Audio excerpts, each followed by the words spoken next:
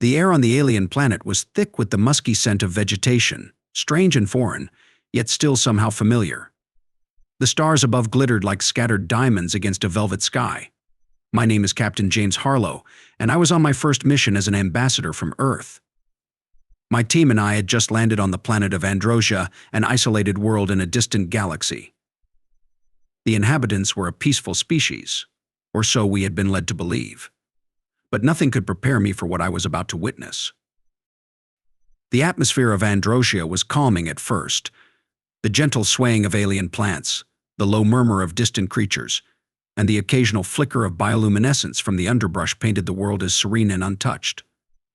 As part of my diplomatic mission, I had spent the first few days meeting with the planet's leaders, discussing potential trade agreements and cultural exchange. But something in my gut had told me not everything was as it seemed. That night, I had decided to take a walk outside, away from the carefully constructed diplomatic walls of the settlement. I wanted to see the world beyond the artificial barriers. I wanted to understand the planet's people, to breathe in the air that they called home. There was a quiet beauty to the landscape, with towering trees that stretched far above me, their canopies glowing softly under the pale moonlight. The feeling of peace lingered, but it was about to be shattered. I was nearing a clearing when I heard the faintest noise, a scream, sharp and high-pitched, breaking through the calm like a knife. It was not human. It was something else, something unfamiliar, full of raw terror. My heart lurched in my chest as the sound echoed through the trees. Instinctively, I dropped to a crouch, pulling my blaster from its holster and moving toward the source of the scream. The trees parted in front of me, revealing a horrifying scene. A small alien girl, no older than a human child, was being held by two massive, hulking creatures. They had greenish-gray skin, and their eyes were narrow and predatory. She struggled weakly in their grasp, but her small hands were no match for their strength. Her body was trembling with fear, her wide, innocent eyes locked on the instruments of pain in their hands.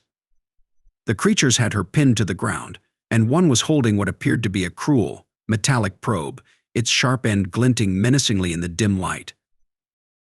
My heart was racing as I watched the girl's distress, and something deep within me snapped.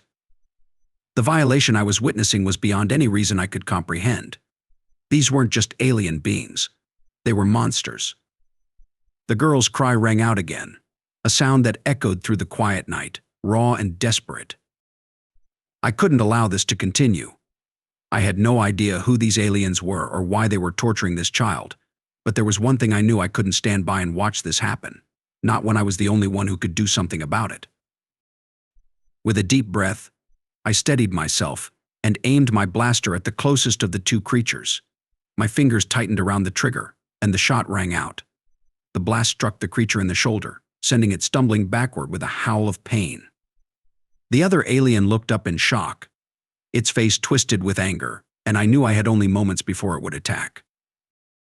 Without a second thought, I raised my weapon again, this time aiming for the other creature, and fired. The blast hit its chest, and it collapsed to the ground with a sickening thud, leaving the girl gasping for breath in the sudden silence. Her eyes met mine, filled with confusion and fear, but there was a flicker of hope in them as well. It was the first sign of life I had seen from her, and in that moment I knew that I had to protect her. There was no turning back. I stood there, staring at the lifeless bodies of the two aliens, my heart still racing in my chest. The girl was trembling, her wide eyes locked on me, unsure whether I was a savior or another threat. The blaster in my hand felt heavy, more like a burden than a weapon. The situation felt surreal, as though I had walked into a nightmare I couldn't wake from. The alien girl took a hesitant step forward, her small form barely moving as she looked around at the two fallen creatures. She let out a shuddering breath, her body flinching at every new sound, even though there was no immediate danger. Her skin, a soft green with faint markings that rippled like veins beneath her skin, seemed to glow faintly in the dim light of the alien night. The innocence in her face hit me like a punch to the gut. She was so young, so vulnerable. And yet here she was, caught in the middle of something far beyond her control. I knew I couldn't stay here forever. I didn't have the faintest clue about who those aliens were or what they had wanted with her. The only thing I knew was that I had just killed two of their kind, and that wasn't going to go unnoticed. Or would come. It wasn't just about surviving anymore, it was about keeping her alive and getting her to safety. The question, however, was where. The settlement wasn't far off, but the idea of dragging her back there with a blaster in hand felt dangerous. Who would believe me? They would likely assume I had done something wrong. They might think I had killed these creatures for no reason, especially if the girl couldn't speak. And as much as I wanted to protect her, I wasn't sure what I was walking into. Would they see me as a hero or a criminal? It wasn't a simple situation, and I knew I had to think fast. I took a deep breath and holstered my blaster, trying to appear as calm as possible despite the adrenaline that was still coursing through me. Slowly, I extended my hand toward the girl. I spoke softly, though I wasn't entirely sure she would understand me. "It's okay. You're safe now." She looked at my hand, her eyes filled with uncertainty. For a long moment, she didn't move, almost as if she were considering whether I was trustworthy. The silence stretched out between us, thick with tension, and I could feel the weight of every second that passed.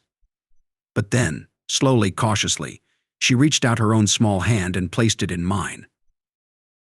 It was a simple gesture, but it was enough to tell me that she wasn't beyond hope. She might not understand everything, but she trusted me for that moment, and that trust was a gift. It meant I wasn't completely alone in this. I could hear the faint rustling of movement in the distance, and I knew time was running out. I glanced around, trying to gauge the best route to take. There was a small path that led into the forest, one that appeared less traveled. If I could get her there, maybe I could hide her long enough to figure out what was going on.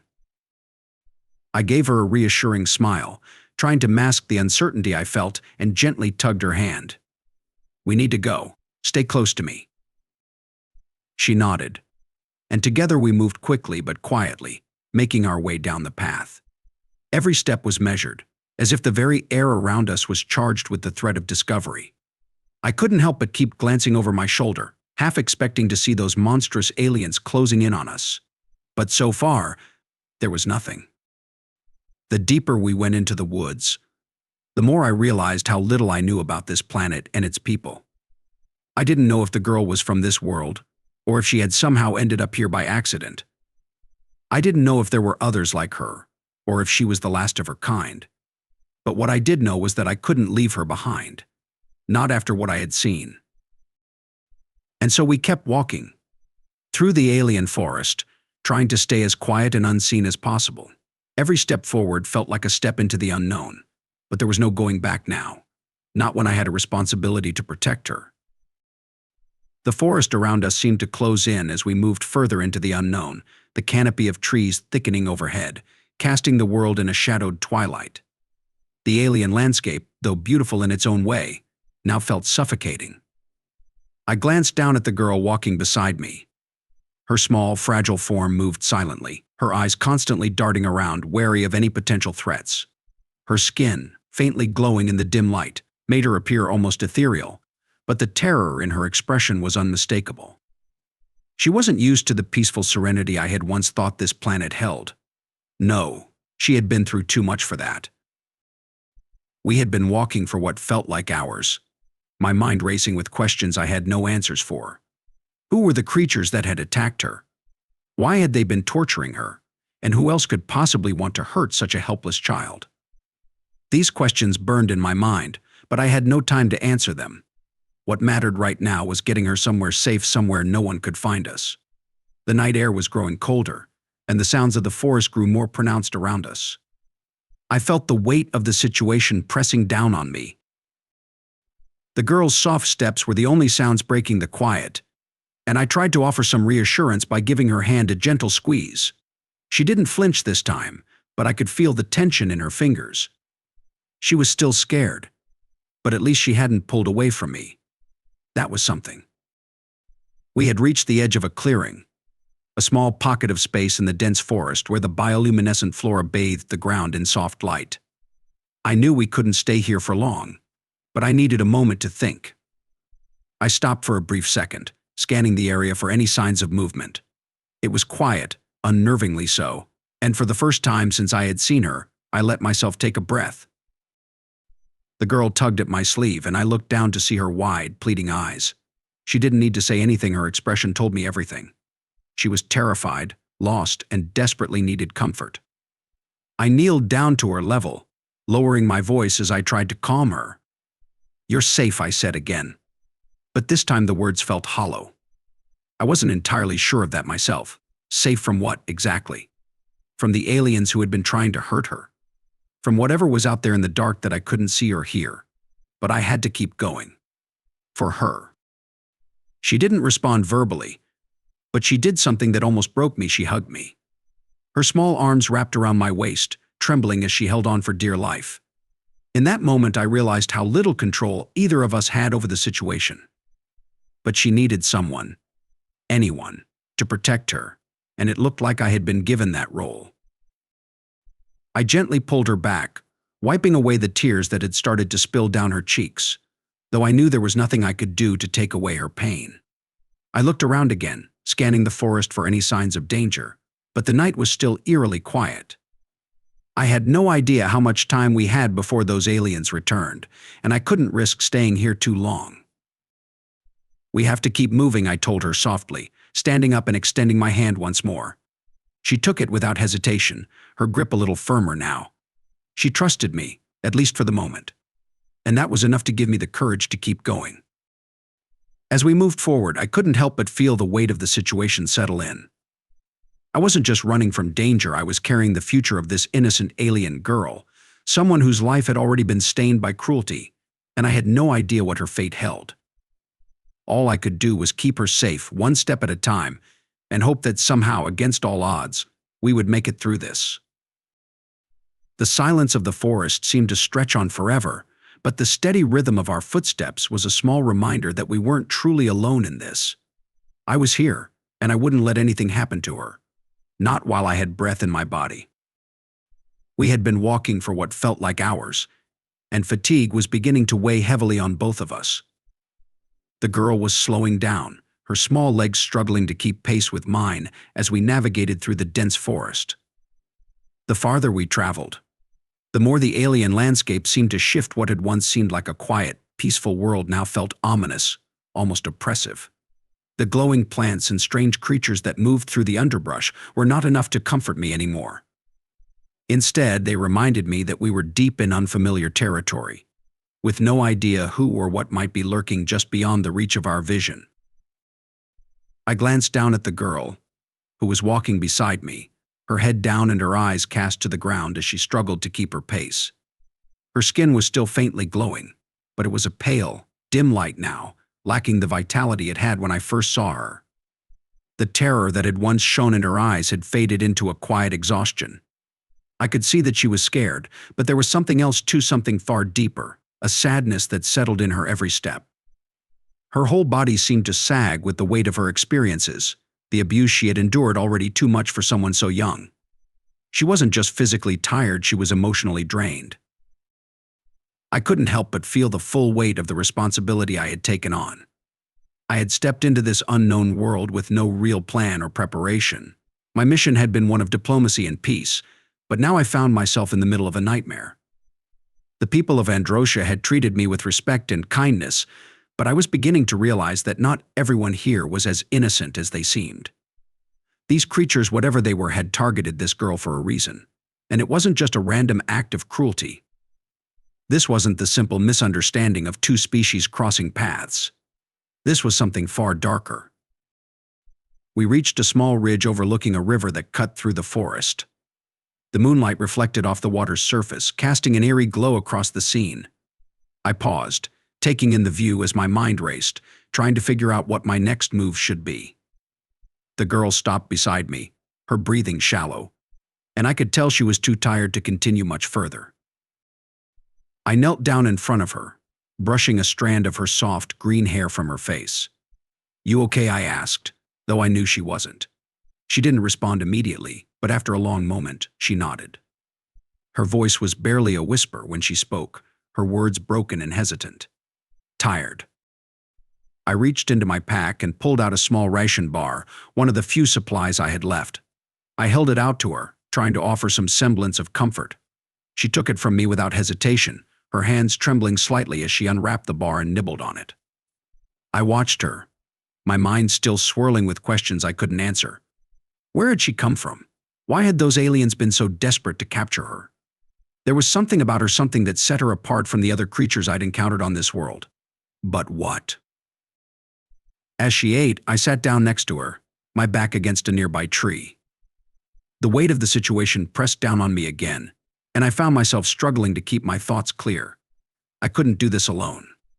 I had no idea what I was supposed to do next. If I went back to the settlement, would they even believe me? Would they understand that I wasn't just some rogue Hugan out for blood? I had killed 2 of their own, and while I had done it to protect the girl, I knew that would be hard to explain. But leaving her to fend for herself wasn't an option. I had promised to keep her safe, and I wasn't about to break that promise. The sound of a distant rustle broke my thoughts, and I immediately froze, every muscle in my body tensing.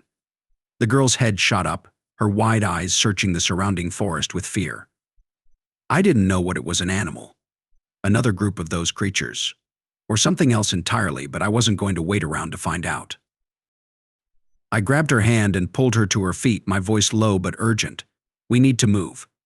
Now she didn't hesitate this time, her grip on my hand tightening as we moved swiftly, weaving through the trees and towards the riverbank. As we hurried through the underbrush, I couldn't shake the feeling that we were being watched. The stillness of the forest had shifted, and the air felt charged, heavy with the promise of danger. Every snap of a twig, every rustle of leaves sent my heart racing, and I couldn't help but wonder how much longer we could keep running before something found us. We were in this together now, and I wasn't going to let her go through it alone. The river was louder than I had expected, the rushing water cutting through the silence of the forest like a roar. It was fast-moving, filled with swirling eddies and rocks that jutted up like teeth from the water's surface. I led the girl to the bank, where the water seemed to flow with an unrelenting force. The sound of it was deafening, and I could feel the weight of the world pressing down on me again. Every step I took felt more dangerous than the last, as if the forest itself was shifting, closing in. I scanned the area around us, searching for signs of any movement. The rustling I had heard earlier had stopped, but my senses were on high alert, and every instinct told me to keep moving. I wasn't sure what I was running from, but something told me that I wasn't going to get much warning when danger arrived. The girl's hand was still in mine, and she looked up at me with wide, trusting eyes, her face pale and tired. She was so small, so vulnerable, and in that moment I felt the full weight of the promise I had made to protect her. I looked across the river, considering my options. The other side seemed less dense, with a narrow path that stretched out through the trees. If we could make it across, we might be able to find some sort of shelter, or at least a better vantage point. But the river was deep, and the current was fast. I knew crossing it wouldn't be easy. The girl was already exhausted, and the last thing I wanted was to put her in more danger. Still, we couldn't stay here. There was no telling how long we had before someone or something caught up with us. "Stay close," I said, trying to sound calm, though I could feel the nerves prickling at the back of my mind. I led her down the bank a little further, where the river narrowed slightly. The current still rushed around us, but it seemed a little more manageable. The girl's eyes flicked nervously to the water, and I could see her hesitation. She wasn't a fool. She could tell this wasn't going to be easy. I took a deep breath and tested the water with my foot. It was cold, far colder than I had expected, and the force of the current was strong enough to make me hesitate. But we didn't have the luxury of waiting. "We have to move," I repeated more firmly this time. I turned to face the girl, giving her the best reassuring smile I could muster. "I'll keep you safe." She nodded, and her small hand tightened around mine as we began to step into the river. The shock of the cold water was immediate, the current pushing against our legs as we waded in. I kept my grip firm on her hand, guiding her through the rougher parts, the sharp rocks beneath us threatening to trip us both up. My heart was pounding in my chest as I focused on putting one foot in front of the other, but I kept glancing back over my shoulder, afraid of what might be coming. The deeper we got, the harder it became to keep our footing. The water hit my waist, and I could feel the pull of the current trying to drag us downstream. The girl stumbled, her small feet unable to hold her steady, and I yanked her back up before she could be swept away. Her face was etched with fear now, her eyes wide with panic as the water surged around us.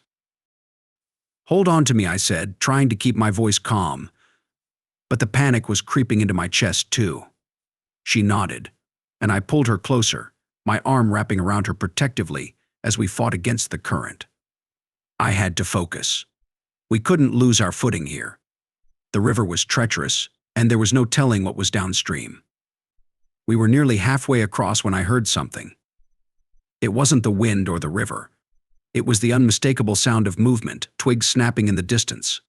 I froze, my heart leaping in my throat. I could feel the girl trembling against me, her small body shaking with fear.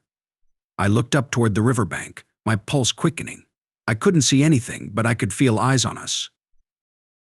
Without thinking, I pulled the girl closer, my eyes scanning the trees. We couldn't make it back to the bank. We couldn't risk being cornered here in the water. I tightened my grip around her, trying to keep her calm, even though my own thoughts were racing. Whoever or whatever was after us was getting closer. The water pulled harder as we pressed on. And I had only one thought in my mind: we had to make it across. We couldn't afford to fail. The girl's life depended on it. The current was relentless, and the river seemed to stretch endlessly in front of us. Each step felt like a battle against the forces of nature, but the fear of what might be waiting for us on the shore drove me forward. My muscles ached with exertion, and I could feel the cold water seeping into my bones. The girl, still clinging to me with a tight grip, was growing weaker, her small body shivering uncontrollably. I could feel her trembling against me, and it made my heart ache. She was scared, probably more scared than I could ever imagine, and here I was, dragging her through the river, knowing I couldn't let her go. The sound of the water crashing around us made it hard to hear anything else, but there was no mistaking the feeling that we weren't alone. I could still sense the presence of someone out there, waiting, watching. The hairs on the back of my neck stood up as I scanned the forest line again. My eyes searched the trees, the shadows, the places where something might be hiding. But all I saw was darkness and the faint glow of the bioluminescent plants on the shore. "Almost there," I muttered under my breath, not entirely sure whether I was trying to reassure the girl or myself. My voice came out shaky, strained, and I hated that. I didn't want her to hear the fear in my tone. I needed her to believe we could make it. That we would make it. We were halfway across now, and the water was rising higher with each step. It had reached my chest, and I could see the girl's feet barely touching the bottom. Her small frame wasn't built for this, and she was beginning to tire quickly. I kept my arm around her waist, holding her close, trying to shield her from the worst of the current. I didn't dare let go of her. If I did, I knew she would be swept away in an instant. Suddenly, a sound broke through the roar of the river. A snap, sharp and distinct like a twig breaking underfoot. My heart jumped. I didn't need to look to know that someone was on the shore, someone who had been tracking us, waiting for the right moment. I felt the girl freeze in my arms, her body going still as she realized it too.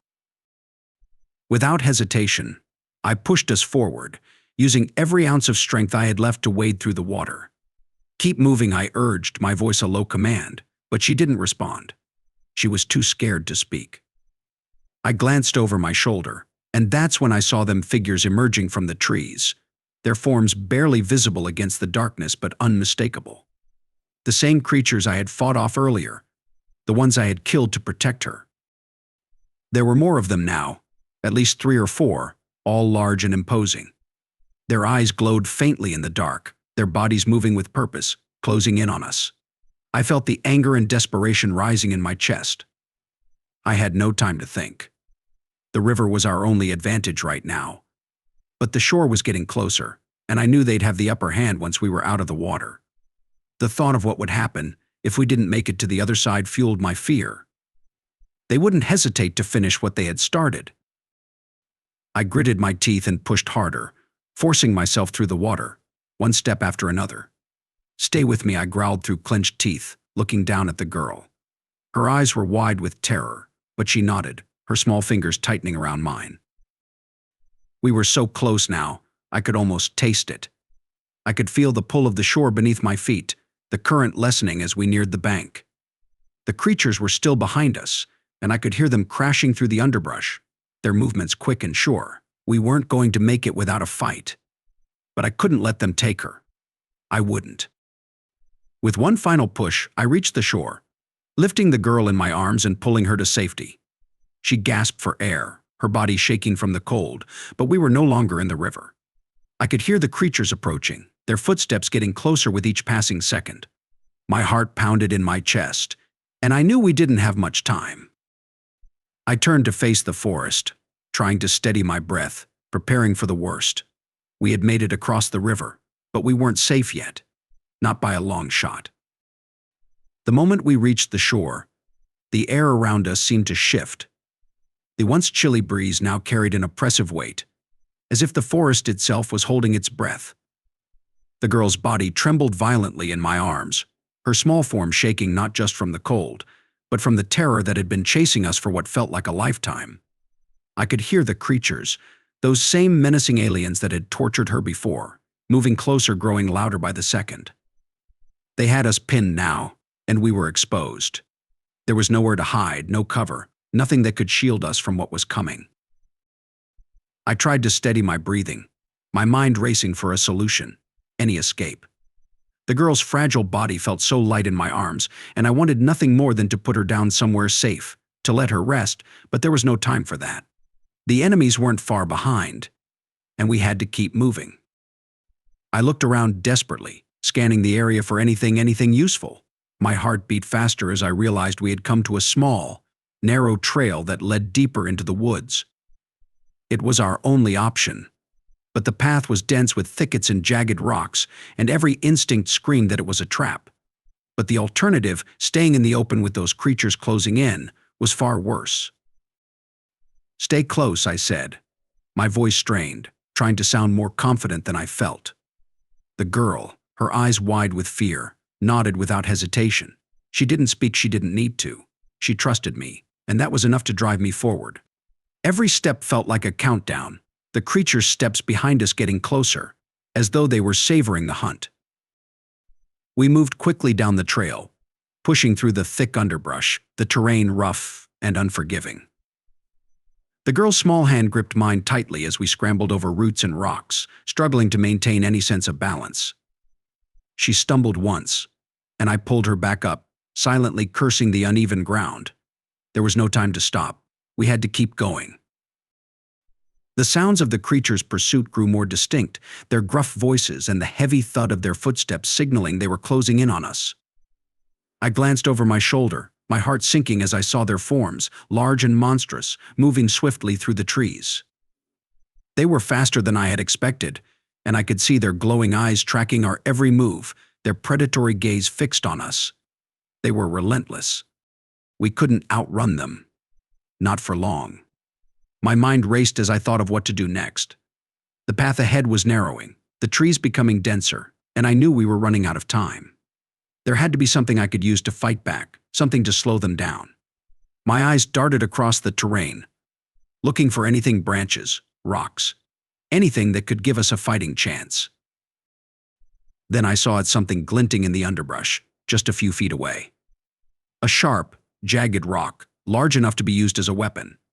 I pulled the girl close, crouching down to grab it with one hand while still holding her tightly with the other. It wasn't much, but it was all I had. The creatures were almost on us now, and I had no choice. I spun around, gripping the rock tightly, and turned to face them.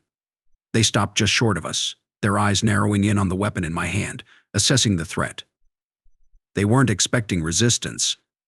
Their faces, twisted and grotesque, held no hint of fear, only cold, calculating malice. "We're not going to make it easy for you," I muttered under my breath, trying to steady my trembling hands. The girl clung to my side, her eyes wide with fear, but she wasn't crying. She was waiting, watching me. I didn't know what I was going to do, but I couldn't let them win. Not now. Not after everything we'd been through. As the creatures moved closer, I took a deep breath. my grip tightening around the rock. Whatever happened next, I wasn't going to back down. I wasn't going to let them take her. I would fight, to the very last breath, to protect this innocent soul who had already suffered too much.